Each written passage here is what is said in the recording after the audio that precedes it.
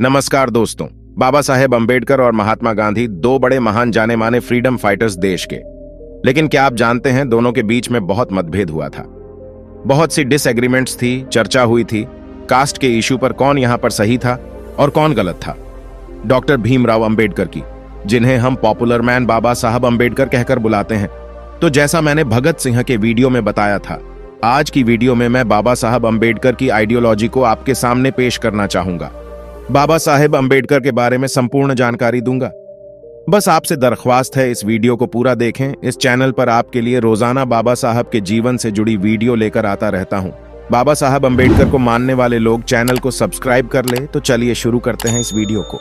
आइए जानते हैं। डॉक्टर BR अंबेडकर का जन्म महार जाति में हुआ था, जो कि एक दलित कास्ट है, और बचपन से ही उन्होंने बहुत जाति भेदभाव झेला था। एक खास बात आपको बताता हूं। जब वो स्कूल जाते थे तो वो और उनके भाई इकलौते दलित बच्चे थे। बाबा साहब को कहा जाता था यदि वे पढ़ना है तो कि वो अपने घर से एक बोरी लेकर आए, जिस पर वो बैठकर स्कूल में पढ़ेंगे। उन्हें नलके से पानी भी नहीं पीने दिया जाता था। स्कूल वालों ने उनके लिए एक स्पेशल मटका रखा था और वो खुद भी मटके से पानी नहीं पी सकते थे। स्कूल का चपरासी मटके से पानी निकालकर उनके हाथ पर डालते थे, तब वे पानी पीते थे। और जिन दिनों चपरासी नहीं आता था, उस दिन स्कूल में भीमराव और उनके भाई को प्यासा ही रहना पड़ता था। पैसे की कमी की वजह से डॉक्टर अंबेडकर के भाई को अपनी पढ़ाई अधूरी ही छोड़नी पड़ी। लेकिन डॉक्टर अंबेडकर ने कड़ी मेहनत करी पढ़ाई में, और उन्हें स्कॉलरशिप मिली महाराजा सयाजी गायकवाड़ की तरफ से, और वो कोलंबिया यूनिवर्सिटी में पढ़ाई करने गए। उसके बाद उन्होंने अपनी डॉक्टरेट की डिग्री भी हासिल की। लंदन स्कूल ऑफ इकोनॉमिक्स की फील्ड में पढ़ाई की और लॉ की डिग्री भी प्राप्त की।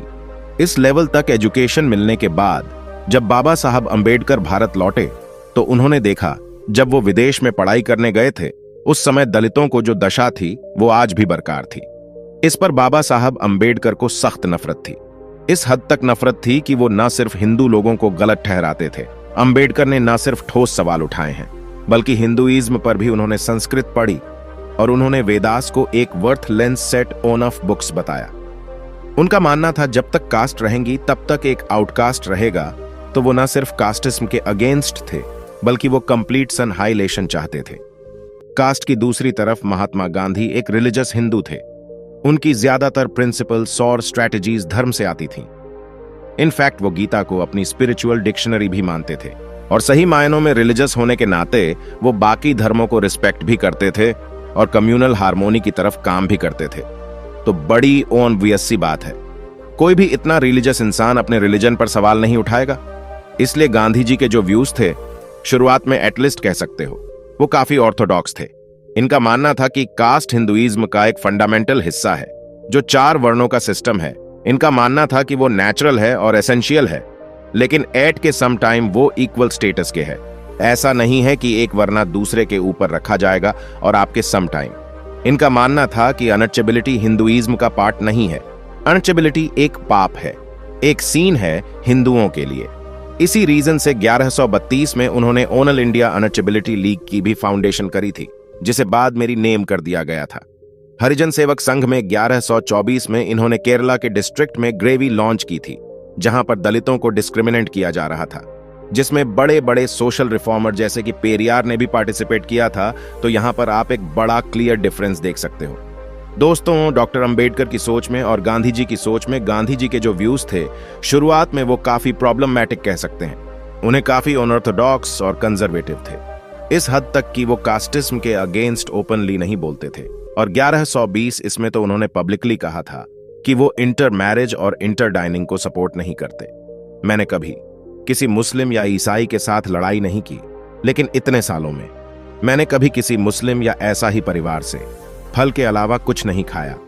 इत्तेफाक की बात थी कि गांधी जी के बेटे मणिलाल को एक मुस्लिम लड़की फातिमा से प्यार हो गया, और गांधी जी इनकी शादी के सख्त अगेंस्ट थे। मतलब वे इस शादी को करवाना ही नहीं चाहते थे। इनकी शादी को होने नहीं दिया।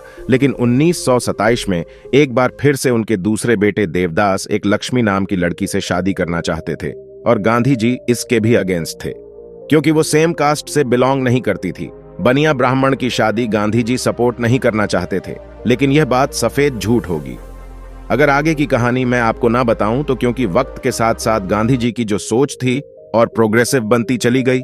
1932 में इन्होंने अपनी राय बदल ली इंटरकास्ट मैरिज, इसके बारे में गांधी जी ने माना कि वो पहले गलत थे। उन्होंने कहा कि जो इंटरकास्ट मैरिज पर रिस्ट्रिक्शन है वो एक्चुअली में हिंदू सोसाइटी को और कमजोर बनाने लग रही है। दूसरे रिलीजन या कास्ट के लोगों के साथ खाना खाना या शादी करना, इस पर जो रुकावटें हैं वे हिंदू धर्म का हिस्सा नहीं है। यह बाद में हिंदू धर्म में आई, शायद जब हिंदू धर्म अपने पतन की तरफ। आज के समय में ऐसी रुकावटें हिंदू समाज को कमजोर कर रही है। और इसी के साथ ही अगले ही साल गांधी जी के बेटे देवदास फाइनली लक्ष्मी से शादी कर पाए। 1946 में बात इस हद तक पहुंच गई कि गांधी जी ने कहा कि वो अपने आश्रम में लड़के और लड़कियों की शादी नहीं होने देंगे जब तक उनमें से कोई एक हरिजन नहीं होगा। उन्होंने यह भी कहा कि उनका बस चले तो वो सारी लड़कियों को कहें कि वह एक हरिजन पति ढूंढे। दूसरी तरफ अक्टूबर 1935 में कॉन्फ्रेंस में डॉक्टर अंबेडकर ने ओपनली डिक्लेयर कर दिया कि वो हिंदुइज्म को छोड़ना चाहते हैं। ये मेरा मिसफॉर्चून था, अर्थात मेरा दुर्भाग्य था कि मैं अछूत के घर कलंक के साथ पैदा हुआ हूं। हालांकि मेरे पैदा होने में मेरा तो कोई दोष नहीं, लेकिन यह जरूर मेरे पावर में है कि मैं हिंदू रहते हुए नहीं मरने वाला। शुरुआत में उन्होंने अपना इंटेंशन बताया था कि वह सिख एज में कन्वर्ट करेंगे, अर्थात सिख धर्म अपना लेंगे, लेकिन कुछ रीजंस की वजह से उन्होंने ये नहीं किया और बाद में ही उन्होंने बुद्धिज्म में कन्वर्ट किया। डॉक्टर अंबेडकर और महात्मा गांधी के बीच में सेपरेट इलेक्टोरेट, इसको लेकर सेपरेट इलेक्टोरेट, इसका मतलब है दोस्तों की देश में ऐसी कॉन्स्टिट्यूशन सीज होंगी जहां पर सिर्फ एक स्पेसिफिक कम्युनिटी का इंसान ही खड़ा हो सकता है इलेक्शन लड़ने के लिए, और वोटिंग के वक्त भी सिर्फ उसी स्पेसिफिक कम्युनिटी के लोग वोट डालने जा सकते हैं। आज के दिन क्या होता है, अलग अलग कॉन्स्टिट्यूशन चीज होती है और आप अपनी कॉन्स्टिट्यूएंसी में अपने एमपी के लिए वोट डालते हैं और आपकी कॉन्स्टिट्यूएंसी में जितने भी लोग रहते हैं सब वोट डाल सकते हैं। 18 साल से ऊपर है, लेकिन सेपरेट इलेक्टोरेट इसमें एक स्पेसिफिक मान लो, सिख या मुस्लिम या क्रिश्चियन कैंडिडेट खड़ा है तो सिर्फ सिख लोग या मुस्लिम लोग या क्रिश्चियन लोग ही वोट डाल सकते हैं, अपनी में बाकी लोग वोट भी नहीं डाल सकते। एक इंटरेस्टिंग फैक्ट, ब्रिटिश राज में 1909 में ब्रिटिश इंडिया सरकार ने मुस्लिम्स को सेपरेट इलेक्टोरेट दिए इंडिया में, और 1919 में क्रिश्चियंस को, एंग्लो इंडियन सको यूरोपियंस को और सिख्स को भी सेपरेट इलेक्टोरेट से मिले। इंडिया में अब बात यह थी कि डॉक्टर अंबेडकर सेपरेट इलेक्टोरेट चाहते थे दलित के लिए भी, लेकिन गांधी जी इसके सख्त अगेंस्ट थे। 1931 में जो राउंड टेबल कॉन्फ्रेंस हुई लंदन में, वहां पर गांधी जी ने जाकर ब्रिटिश सरकार के सामने अपनी डिमांड रखी। उन्होंने कहा कि अनटचेबल्स भी हिंदू हैं, उन्हें माइनॉरिटी स्टेटस नहीं मिलना चाहिए। एट द सेम टाइम ये भी चाहते थे कि मुस्लिम, क्रिश्चियन, सिख्स और बाकी सब माइनॉरिटीज के लिए जो सेपरेट इलेक्टोरेट दिए गए हैं उन्हें हटा दिया जाए। लेकिन दूसरी तरफ अंबेडकर चाहते थे कि दलित को भी माइनॉरिटी डिक्लेयर किया जाए इंडिया में और उन्हें भी सेपरेट इलेक्टोरेट इस दिए जाएं। आपको क्या लगता है वैसे किसकी सुनी होगी? आंसर बड़ा सिंपल है, क्योंकि ब्रिटिश सरकार हमेशा डिवाइड एंड रूल पॉलिसी खेलती थी।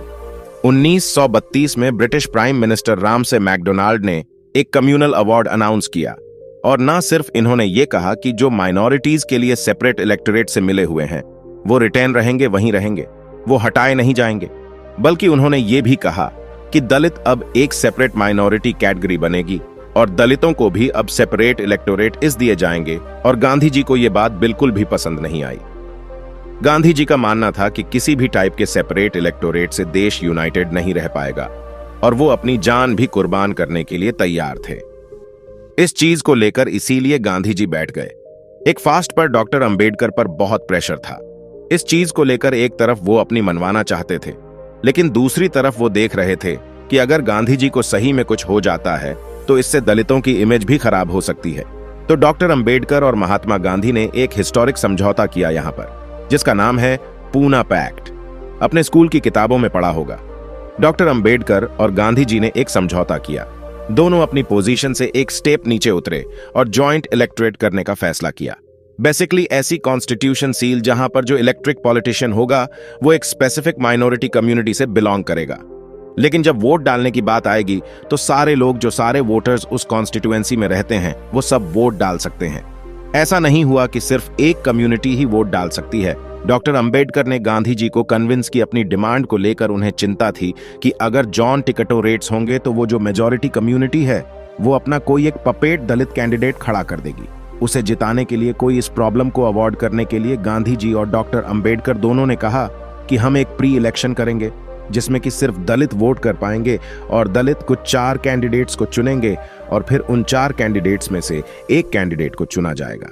जब सारे वोटर्स वोट करेंगे तो साथ ही साथ जो all number of reserved seat थी वो 71 थी।